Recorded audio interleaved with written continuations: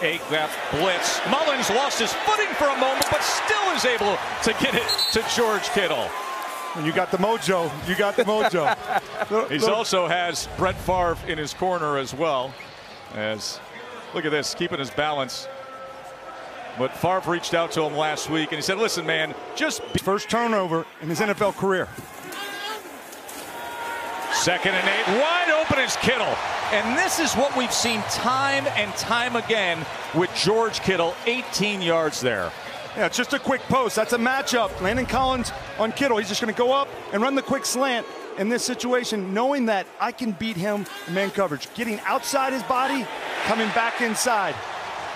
The Giants said they liked that matchup, putting Collins on Kittle, but I think the Niners like that matchup with Kittle going against Collins. Oh, they rave about him.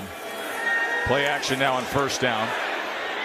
Mullins comes to the near side to Juszczyk. You know, Kittle's an interesting story. Bounced around as a kid. He ended up growing up in Norman, Oklahoma. In fact, his dad was on Coach Stoops' staff with the Sooners, but he spent a good deal of his childhood in Iowa, dreamed of playing for the Hawkeyes. He was a skinny kid, so he wasn't heavily recruited, was a good player, but did get a scholarship offer to Iowa on National Signing Day, and there's his fiancee, Claire, as he is off to a great start in his NFL career. 2nd year out of Iowa, the 24-year-old. Made me feel old last time we Mullins. Good strike again to Kittle. Well, the Mullins-Kittle combination is showing up. Well, Joe Staley with a really good block on this play action. Seeing the safety comes off on the edge, getting out there to him, allowing Mullins to set up this play action. Talked about how they set it up with their running game and then coming off of it. But the linemen, they have to have their eyes up. Joe Staley on the backside, the veteran player, to pick that up.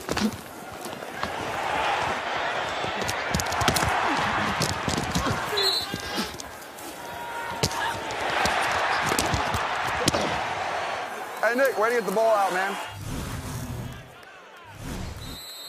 That's really good right there. I mean, that's clinic real and a lot of those things. And doing it on the end of the line, climbing to the 2nd level. You need to be a complete tight end in this offense to take advantage of the play action. Sure, George would say, "Thank you, Mr. Witten. Thank you very much, Mr. Witten."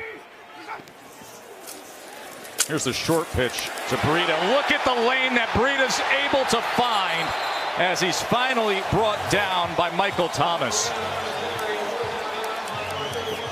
That's just the wide zone again, but watch Kittle here on Landon Collins. They're putting him on the edge, and he makes this block to get the space. Displacement is the key, and then Juszczyk following it up, creating the lane. Breida understands that he can just follow Juszczyk, and Kittle moving him. I imagine Kyle Shanahan was pleased with that decision. 1:06 remains, a 3rd and 5 for young Nick Mullins to the outside, and he gets it to Kittle. As you saw Landon Collins breaking on that ball, and instead Kittle gets it and turns upfield.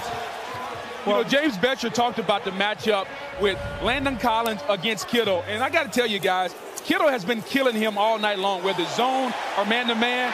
Collins tried to undercut that one. He missed. It's a matchup that Kyle Shanahan loves, and he's exploiting tonight against Landon Collins. Nick Mullins may not have the size that you want in a franchise quarterback, but he does have the release, quick release. Kittle one-on-one outside against Landon Collins. There he is, bottom of your screen.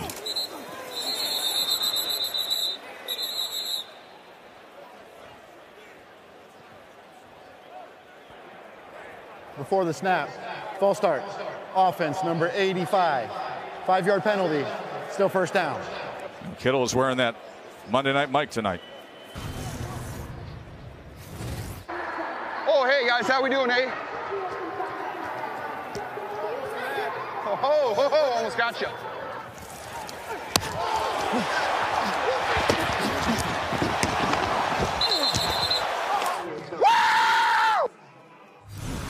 Season. Now maybe we see why. 2nd and 13, play action. And once again to guess who? George Kittle. This has been going on all year long, but even more so with Nick Mullins. Yeah, and there's Alec Ogletree, and Watch Kittle. He's going to come right in behind him, but it's the play fake that gets him open. Kittle sees it, allows it the play action to go, little motion, and right when that happens, that's the hole. Knowing that, getting away from it, so Landon Collins cannot close on him. All the motions and the shifts, and then motion. Receiving yards. You see Zach Ertz there at 30%, Kelsey at 25%, and yet there's George Kittle at 31%. Highest percentage of a team's receiving yards in the NFL. Hey, speaking of Zach Ertz, last night, that Sunday night, that was a thriller between Philly and Dallas. He's on a record pace. He's playing at a high level. I think he's going to shatter my record of 110 catches. Listen, young Nick Mullins, what do you got? Last play to the end zone. Does he have it? Threw it too far. Holding by the offense. That penalty is declined. The game is over.